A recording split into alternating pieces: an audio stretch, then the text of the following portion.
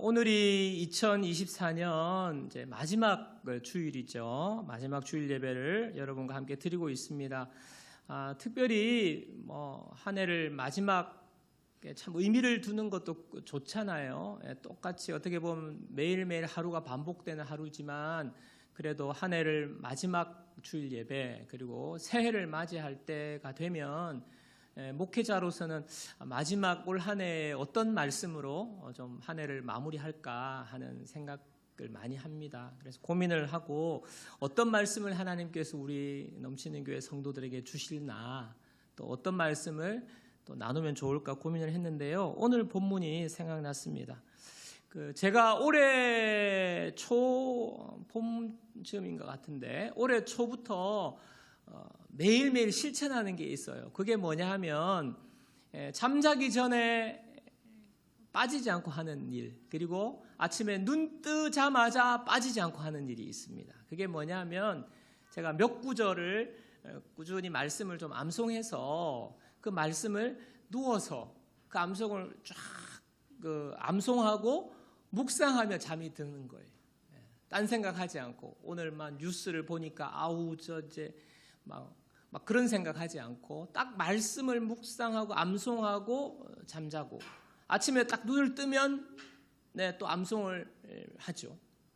그래서 제가 그런 이제 루틴을 매일 가지는데 그 말씀 암송하는 구절 중에 하나가 오늘 1절부터 5절 말씀이에요. 내 영혼아 여호와를 송축하라. 내 속에 있는 것들아 다 그의 거룩한 이름을 송축하라. 내 영혼아 여호와를 송축하며 그의 모든 은택을 잊지 말지어다. 그가 내 모든 죄악을 사하시며 내 모든 병을 고치시며 내 생명을 파멸해서 속량하시고 인자와 긍휼로 관을 씌우시며 좋은 것으로 내 소원을 만족하게 하사 내 청춘을 독수리같이 새롭게 하시는도다. 이 구절 또 시편 23편도 있고요. 그걸 암송을 하는 거예요. 머릿속으로. 불 꺼놓고 합니다. 불 꺼놓고 누워서 내 영혼아 여호와를 송축하라. 쭉 한 절 한 절씩 곱씹어가면서 암송을 하고 기도하고 잠이 드는 거예요. 또 아침에 눈을 떴을 때 가장 먼저 하나님의 말씀을 암송을 하는 것입니다. 그럴 때에 하나님께서 주시는 은혜가 정말 놀라워요. 마음에 평안히 찾아오고요.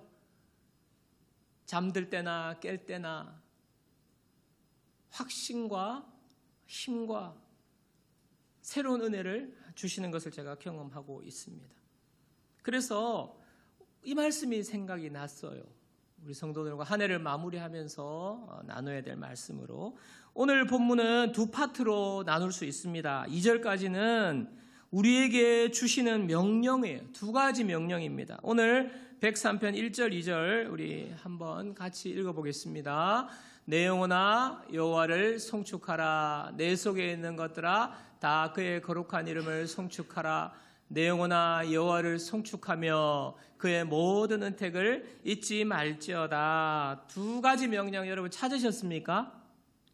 명령으로 나오는 게 뭐예요? 송축하라, 송축하라, 송축하며 그리고 잊지 말지어다. 두 가지를 명령하고 있죠. 송축하라, 찬양하라, 그리고 잊지 말아라, 기억해라는 것입니다. 두 가지 명령을 하시고요. 이어지는 5절까지는요. 찬양해야 하는 이유를 말하고 있어요. 그리고 기억해야 할 것이 도대체 무엇인지를 이야기하고 있습니다. 자, 시편 103편 3절에서 5절까지 한 번 더 우리 다 같이 한번 읽어볼까요? 그가 내 모든 죄악을 사하시며 내 모든 병을 고치시며 내 생명을 파멸해서 속량하시고 인자와 긍휼로 관을 씌우시며 좋은 것으로 내 소원을 만족하게 하사 내 청춘을 독수리같이 새롭게 하시는도다. 여러분 한 구절 한 구절 말씀이 얼마나 우리가 그냥 읽어도 너무 기분이 좋아지는 말씀 아닙니까? 내 모든 죄악을 사하시며 내 모든 병을 고치시며 내 생명을 파멸해서 속량하시고 인자와 긍휼로 관을 씌우시며 좋은 것으로 내 소원을 만족하게 하사 내 청춘을 독수리같이 새롭게 하시는도다. 그냥 말씀만으로도 얼마나 가슴이 벅차오르는 말씀인지 모릅니다. 여러분은 이 말씀을 보시면서 특별히 어떤 구절에 여러분이 마음이 꽂히시는지 아마 다 다르리라고 생각합니다. 몸이 아픈 분은요, 내 모든 병을 고치시며, 이 말씀에 그냥 아멘, 은혜가 될 거예요. 또 무언가를 계획하고 있거나 지금 열심히 하고 있는데 이루어지지 않는 소원을 가지고 있는 분들은요, 마음의 간절한 소원을 주님께서 좋은 것으로 내 소원을 만족하게 해주신다. 이 말씀에 여러분들이 아마 마음이 와닿을 것이라고 저는 생각합니다. 여러분, 오늘 이 말씀을 통하여서 오늘 우리가 한 해를 보내면서 하나님께서 우리에게 주시는 은혜가 무엇인지 우리가 다시 생각해보고 또 기억할 것을 기억하고, 그래서 하나님 앞에 이 마지막 주에 하나님을 찬양하며 하나님을 송축하고 하나님을 기억하는 그러한 은혜가 있기를 주님의 이름으로 축원합니다. 자, 오늘 말씀의 핵심 주제는요, 4절이에요. 4절. 내 생명을 파멸해서 속량하시고 인자와 긍휼로 관을 씌우시며, 이 구절이 핵심 구절입니다. 인자와 긍휼로 관을 씌우셨다. 우리에게 왕관을 씌우셨다는 말인데요, 관을 씌우셨다는 말은 우리를 아주 높여주셨다, 영화롭게 하셨다라는 그런 의미가 있지만, 히브리 원어의 또 다른 의미는요, 둘러싸다는 의미예요. 둘러싸다. 관을 씌운다는 말은요, 둘러싸다는 말이에요. 에워싼다는 말입니다. 하나님께서 인자와 긍휼로 우리를요, 완전히 둘러싸셨다는 거예요. 우리를 에워 감싸고 계신다는 말입니다. 포위하고 있다는 말입니다. 여러분, 제가 있는데 여러분이 제 뒤에 꽉 둘러쌌어요. 그런 상황과 같은 것입니다. 인자라는 말은요, 헤세드라는 말입니다. 여러분 자주 듣는 표현이 헤세드라는 단어를 들으셨을 텐데요, 이 헤세드라는 단어는요, 언약의 신실한 사랑이라는 뜻이에요. 여러분이 계약서를 써보신 적이 있으실 겁니다. 그죠? 계약서에 보면 여러 가지 조항들이 있잖아요. 그래서 계약서가 작성되고 나면 우리의 기분이나 감정에 따라서 마음대로 할 수 있는 게 아니라 그 계약서대로 할 수밖에, 우리가 그 계약에 얽매이는 것이 바로 계약서입니다. 자, 언약이라는 말이 바로 이 표현이에요. 하나님께서 우리를 어떻게 사랑하시느냐? 언약에 신실하게 사랑하신다는 거예요. 하나님께서 저와 여러분을 향하여서 계약서를 쓰신 거예요. 내가 너를 이렇게 사랑할 거야. 너와 나의 관계는 이런 관계야. 라고 하나님이 계약서를 쓰셨다는 거예요. 계약서를 쓰시고 난 다음에 하나님께서 어때요? 짐승을 쪼개놓고 불이 훅 지나간 거예요. 하나님의 불이 지나간 거예요. 여러분, 이 시대에는요, 계약을 쓰고 계약 당사자가 이런 의식을 합니다. 짐승을 쪼개놓고 글로 지나가는 거예요. 자, 계약을 만약에 실행하지 않거나 어기면 우리 두 사람은 이 쪼개진 짐승처럼 죽는다. 그러니까 목숨을 내어놓고 계약하는 거예요. 그러니까 이 계약은요, 파기될 수가 없는 거예요. 하나님이 우리를 향하여서 그와 같은 계약서를 쓰신 그 언약에 신실하게 우리를 사랑하시는 겁니다. 그렇기 때문에요, 여러분, 우리는 때로는 행실이 옳지 않고 하나님의 뜻을 저버리고 우리가 마음대로 살아가지만 그와 상관없이 하나님은 변함없는 사랑으로 우리를 사랑하는 것이 바로 인자라는 단어예요. 인자라는 단어. 헤세드. 그래서 여러분, 성경을 보실 때마다 인자라는 단어가 나오면요, 꼭 기억하셔야 돼요. 변함없는 언약의 신실한 하나님의 사랑이 인자입니다. 자, 긍휼은, 인자와 긍휼이 많이 같이 나와요. 자비하심과 긍휼, 인자와 긍휼이 많이 나오는데, 긍휼은 라하임이라는 히브리어인데요, 영어로는요, compassion이에요. compassion. 영어 사전에 찾아보면 compassion은 연민, 동정, 불쌍히 여기다, 측은하게 여기는 마음, 긍휼히 여기는 마음, 이런 뜻이거든요. 그래서 왜 이 4절에 나오는 이 인자와 긍휼이 주로 함께 나와요? 하나님의 변함없는 사랑은 신실하고 변함없으시다는 말이거든요. 그리고 그 사랑이 어떻게 드러났느냐 하는 건데, 긍휼, 우리를 측은히 여기고 불쌍히 여겨주신다 하는 것입니다. 자, 이 인자와 긍휼이 오늘 말씀의 핵심이라고 말씀드리는 이유는요, 우리가 찬양해야 될 이유, 기억해야 될 것, 우리의 죄악을 사하시고 내 모든 병을 고치시고 좋은 것으로 우리의 소원을 만족하게 해주시고 또 우리 청춘을 독수리같이 새롭게 해주시는 이 모든 은혜들이 뭐냐면 바로 인자와 긍휼로부터 나오기 때문에 그래요. 인자와 긍휼에 하나님의 마음에 다 그게 포함되어 있기 때문에 오늘 인자와 긍휼이 핵심 주제라는 것입니다. 여러분, 또한 우리가 5절까지만 읽었지만요, 이 103편의 뒤에 이어지는 말씀들을 보면 11절에 보면 인자하심이 크심이로다, 여기도 인자하심이 나와요. 13절에는요 긍휼이라는 단어가 2번이 나와요. 또 17절에도 인자하심이 또 나옵니다. 그래서 오늘 103편의 주제는요 인자와 긍휼인 거예요. 하나님께서 우리 주변을 하나님의 인자와 긍휼로 완전히 둘러싸고 계시다는 거예요. 우리를 완전히 에워싸고 계시다는 거예요. 온 좌우 앞뒤 사방을 하나님의 인자와 긍휼이 우리를 완전히 에워싸고 있다라는 말씀입니다. 저는 인자하심과 긍휼에 대해서 오늘 좀 더 자세히 살펴보도록 하겠습니다. 시편 103편 9절에서 11절입니다. 자, 우리 다 같이 읽겠습니다. 자주 경책하지 아니하시며 너를 죄를 따라 우리를 처벌하지는 아니하시며 우리의 죄악을 따라 우리에게 그대로 갚지는 아니하셨으니 이는 하늘이 땅에서 높음같이 그를 경외하는 자에게 그의 인자심이 크심이로다. 자, 하나님이 우리를 어떻게 대하시는지를 여러분 한번 자세히 보십시오. 자주 경책하지 아니하신대요.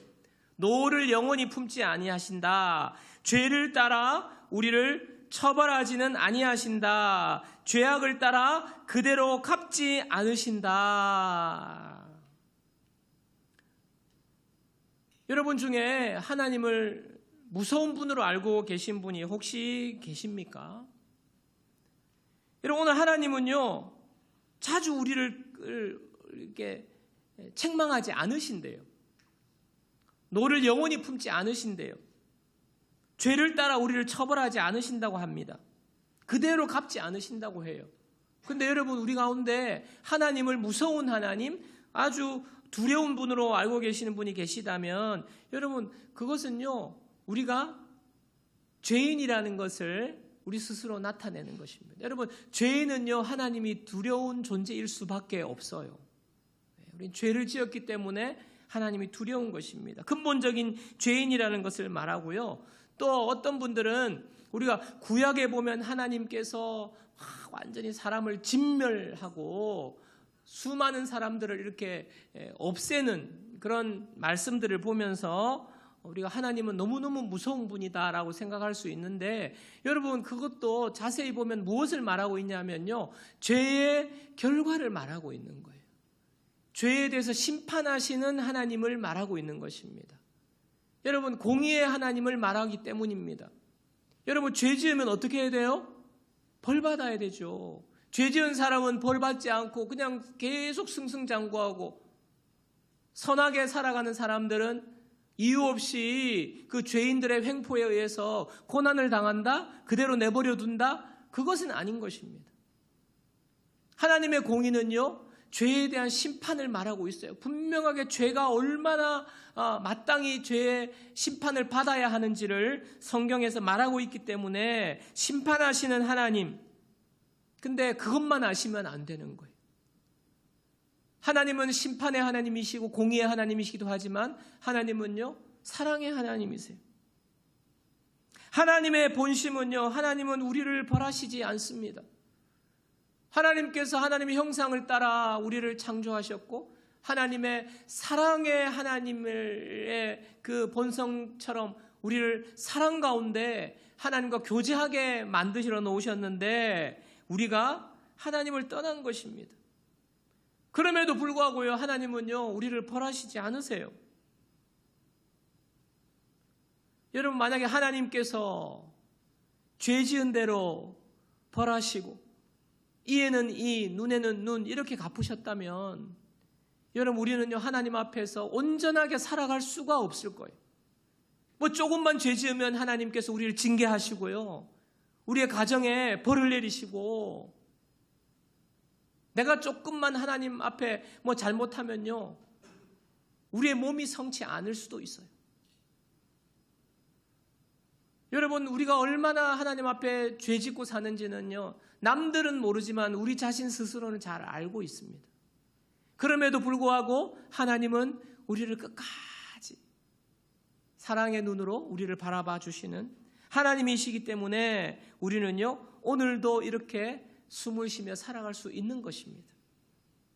하나님의 헤세드예요. 하나님의 인자하심입니다.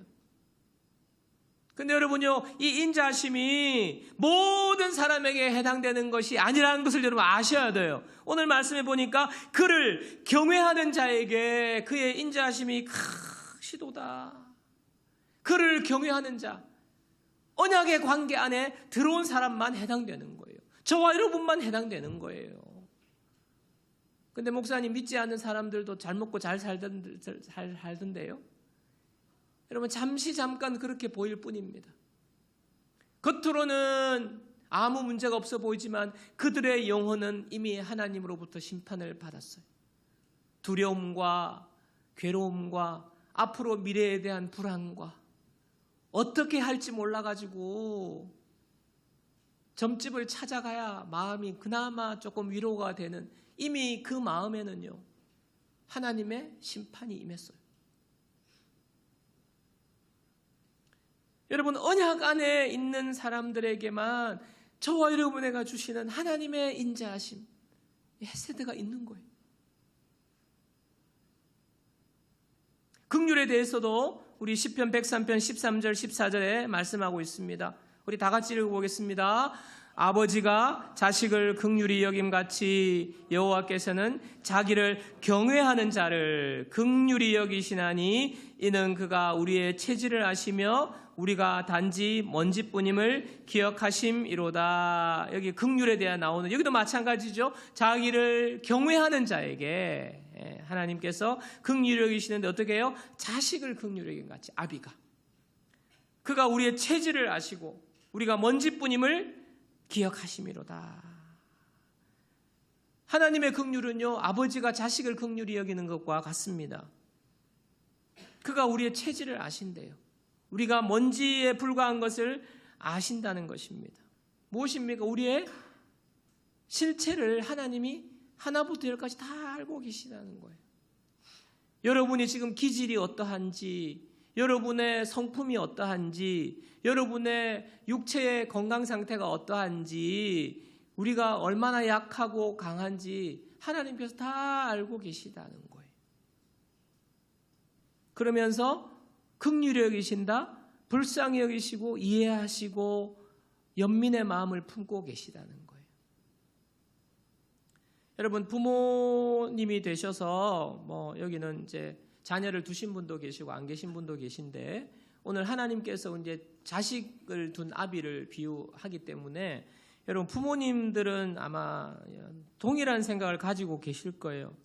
자녀가 굉장히 많이 아프면 여러분 무슨 생각이 듭니까?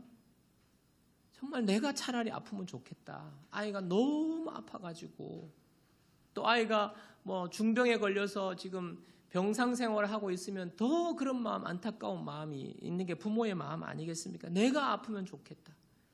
똑같이 아픈 거예요. 가슴이 아픈 거예요. 마음이 찢어지는 것입니다. 저도 뭐 부모가 되어 보니까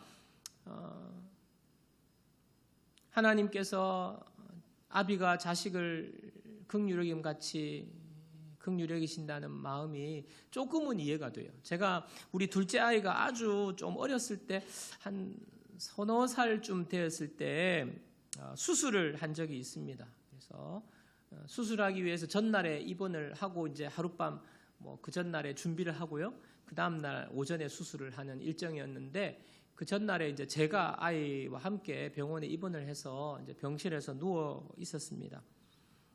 근데 아이는 뭐가 뭔지 모르고 그냥 온 거 아니겠습니까? 근데 제 마음이 그냥 더 이제 막 마음이 심란한 거예요.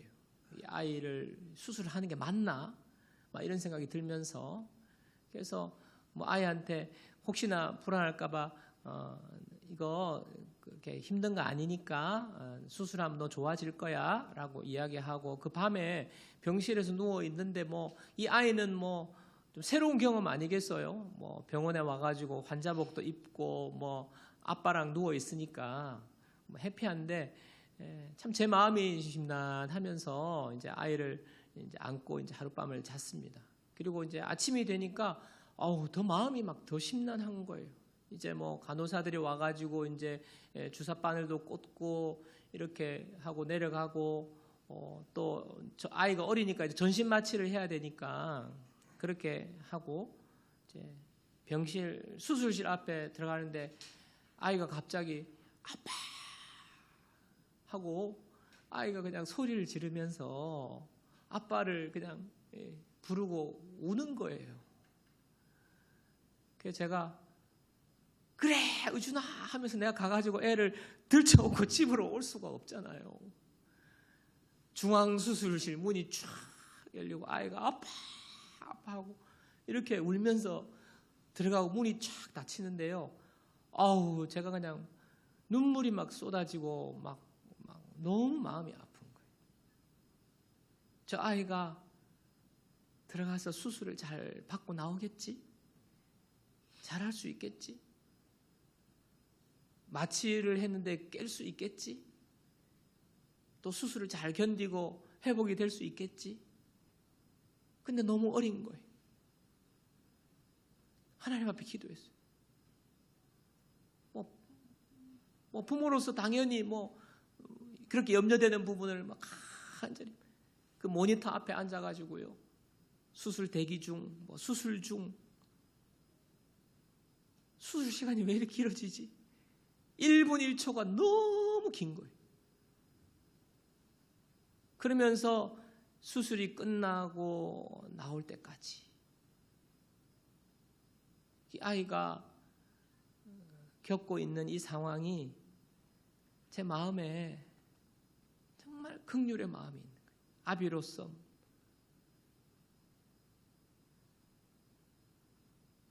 지금은 그 아이가 성인이 되어가지고 군복무 중에 있는데요. 이 자녀 셋 중에 이 둘째 첫 아들이 제일 체질이 저를 닮았어요. 제일 좀 약골이에요, 약골. 첫째, 셋째는 좀 외가 쪽을 닮아서 조금 뼈를 만져보면 뼈가 좀 딱딱해요. 약간 통뼈고. 근데 이제 둘째는 만져보면 딱 저예요, 딱 저예요. 약골에다가. 그래가지고 이제 체질을 아니까요. 제가 이제 둘째가 막 더 신경이 쓰이고 군대 가서도 전화 오면 매일 이야기하는 것이 너 밥 잘 먹었냐? 오늘 운동했냐? 운동 안 하고 들어누워 있으면 제가 그렇게 뭐라 그래요. 운동해야지 운동. 체력을 키워야 돼 체력을. 그러니까 그 아이의 체질과 그 아이의 약함을 제가 아니까 어떻게든 도와주고 싶은 거예요. 도와주고. 그 아이를 향한 이 아빠의 마음, 아프다고 그러고 기침하고 재채기하고 그러면요 마음이 아프죠.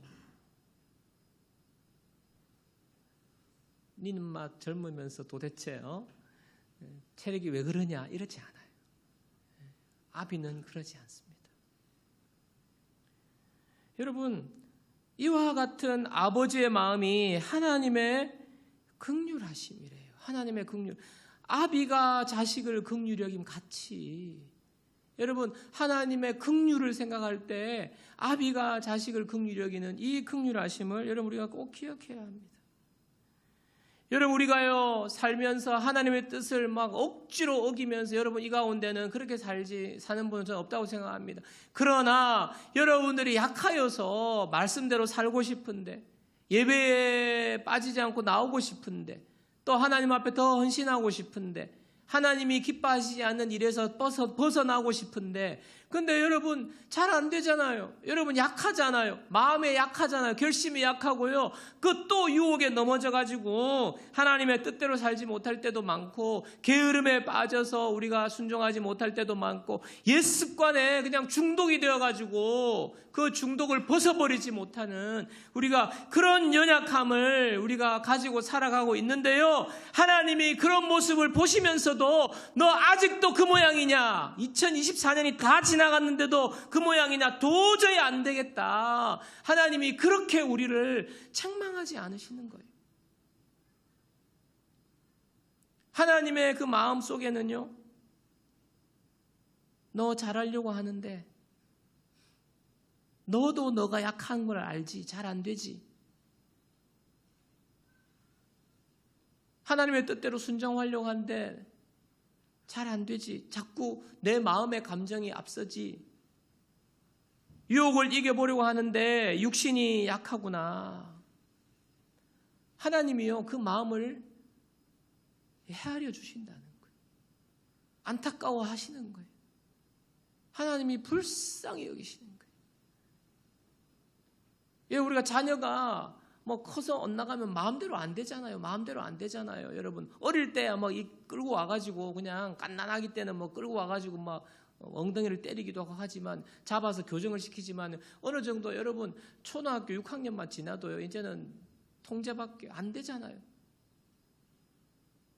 근데 자녀의 그런 잘못된 모습, 잘하지 못하는 모습을 보면서요, 그래 네 인생이니까 네 마음대로 살아라. 뭐 네 인생 네 뭐 잘 되든지 말 되든지. 여러분 이런 부모 한 사람도 없어요. 그 자녀가 헤매는 모습을 보면서 안타까워. 눈물로 기도하고 있는 거예요. 우리 자녀가 돌아오기를. 하나님의 마음도 마찬가지는 것 아닙니까? 우리가 마음 아파할 때, 우리가 힘들어할 때, 또 신앙생활 잘 하려고 하면서 때로는 우리가 마음 아픈 일을 겪잖아요. 시험도 당하기도 하고, 남으로부터 뭐 음해도 받기도 하고. 그럴 때에 주님이 그 마음을 안타까워하신 같이 우리와 부모의 마음으로 불쌍히 여겨주시니.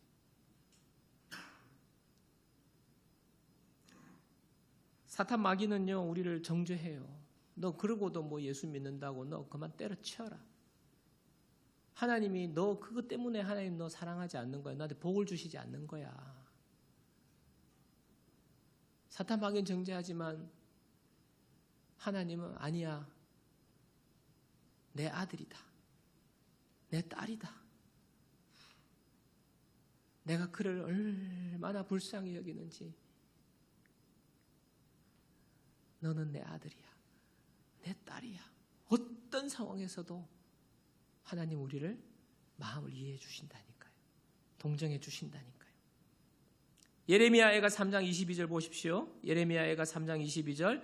여호와의 인자와 긍휼이 무궁하심으로, 인자와 긍휼이 무궁하심으로 우리가 진멸되지 아니함이니이다.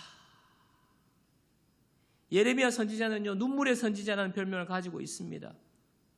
이스라엘이 제대로 하나님을 믿지 않고 하나님을 떠나가지고 마음대로 살아요. 내가 옳다고 생각하고 내 뜻대로 세상을 쫓아서 살다가 하나님이 이제 하나님의 자녀니까 돌아오려고 하나님이 징계를 하시는 거죠. 이제 멸망받게 되었어요.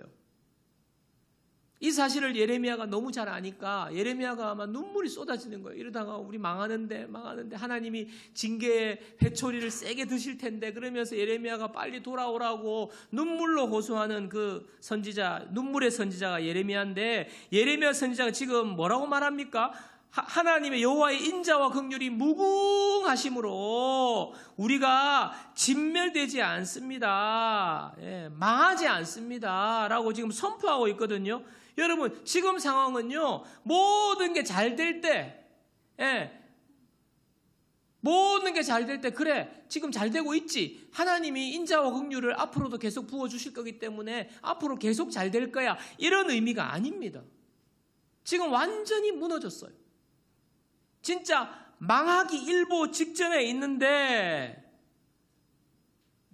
뭐라고 말합니까? 망하지 않는다는 겁니다. 이유는 무엇입니까? 여호와의 인자와 긍휼이 무궁하시기 때문에. 여호와의 인자와 긍휼이 어느 정도라고요? 무궁하시다. 무궁하시다. 영어 NIV 성경에 보니까요, 이 무궁하시다는 표현이요, not consumed. 완전히 소모되지 않는다는 거예요. 써도 바닥이 드러나지 않는다는 not consumed. 끝이 없다는 것 아닙니까? 어떻게 하나님은요, 지금 회초리를 드심에도 불구하고 이렇게 결국에는 망하지 않고 하나님이 회복하시는 그 인자와 긍휼이 무궁하신 하나님이십니까? 그 이유가 무엇입니까? 바로 우리를 위하여서 엄청난 대가를 지불했기 때문에, 바로 예수 그리스도를 십자가에 우리를 위해서 죽기까지, 하나님이 가장 사랑하시는 하나님의 하나뿐인 아들을 십자가에 내어주시면서까지 우리를 사랑하시는 그 희생의 대가를 지불하고 저와 여러분들을 하나님의 자녀로 사셨기 때문에 하나님은요, 어떤 상황에서도 인자와 긍휼을 거두어 드리지 않습니다. 우리가 죄지었고 하나님 뜻대로 살지 못하고 세상 유혹에 넘어져 살아가지만 하나님은 이미 독생자를 십자가에 내어주셔서 우리를 구원하셨고 당신의 자녀 삼아 주셨기 때문에 하나님은 우리를 끝까지 포기하지 않는 거예요. 끝까지 참으시는 거예요. 끝까지 하나님의 사랑의 품으로 돌아오기를 원하시는 거예요. 하나님의 풍성한 은혜로 나오기를 하나님은 기다리고 참고 기다리고 바라보고 계시는 겁니다. 여러분, 올 한 해 지나온 모든 삶을 좀 돌아보실 때에 여러분에게 여러 가지 일도 있을 수 있었고요, 좋은 일도 있으신 분도 있고 안 좋은 일도 있을 수 있는 분이 있지만, 여러분, 그 모든 삶 가운데 하나님의 인자와 긍휼이 저와 여러분들을 향하고 있다는 것을 여러분 잊으시면 안 돼요. 잊으시면 안 돼요. 우리를 회복해 하실 겁니다. 우리가 회복의 은혜를 누릴 수 있는 방법은 하나님의 인자와 긍휼을 믿으면서 하나님 앞에 더 나아오는 거예요. 더 나아오는 거예요. 저도 한 해를 돌아볼 때 여러 가지 좋은 일, 안 좋은 일이 있었고 하나님 앞에 부끄러운 모습이 참 많은데요. 그런데도 하나님께서 불쌍히 여겨주신 것 같아요. 불쌍히 여겨주신. 이만큼 은혜를 주셔가지고 이렇게 건강하게 날마다 새 생명으로 하루를 저에게 허락하여 주셨고, 이렇게 목회할 때 우리 성도님들이 함께 하나님을 예배하고 함께 기도하자고 그러면 기도하고 또 함께 마음을 모으고 이렇게 공동체 생활하는 것, 제가 뭐 이렇게 탁월한 리더십이 있어서가 아니에요. 보니까 하나님이 그냥 불쌍히 여겨 주신 거예요. 하나님의 은혜를 주신 것입니다. 제가 말로써 실수할 때도 있고 제대로 전달을 못할 때도 참 많은데 우리 성도님들이 잘 이해해 주시고, 이 목회에 저의 부족함과 연약한 모습대로 뭐 하나님이 그렇게 하지 않으셔요. 인자와 긍휼로 대해 주셨습니다. 여러분, 한 해를 마무리하면서 여러분의 삶 속에는 하나님의 인자하심이, 하나님의 긍휼하심이, 그 하나님이 약속하신 그 언약에 신실하시기 때문에 그 하나님의 인자와 긍휼이요, 왔다 갔다 하지 않습니다. 하나님의 인자와 긍휼은요, 여러분의 삶을 완전히 둘러싸고 있어요. 완전히 에워싸고 있어요. 절대로 떠나가지 않을 것입니다. 이 사실을 여러분 기억하시고요. 내년 한 해도 하나님의 인자와 긍휼, 이 하나님의 인자하심과 긍휼하심을 생각할 때마다 하나님, 그렇습니다. 내가 하나님을 찬양합니다. 내 영혼아, 내 영혼을 향하여 선포하는 것. 내 영혼아, 여호와를 송축하라. 내 속에 있는 것들아, 다 그의 거룩한 이름을 송축하라. 잊지 말지어다. 찬양하며 기억하며 올 한 해를 잘 마무리하시고 내년 한 해도 이렇게 믿음으로 달려가게 되시기를 주님의 이름으로 축복합니다.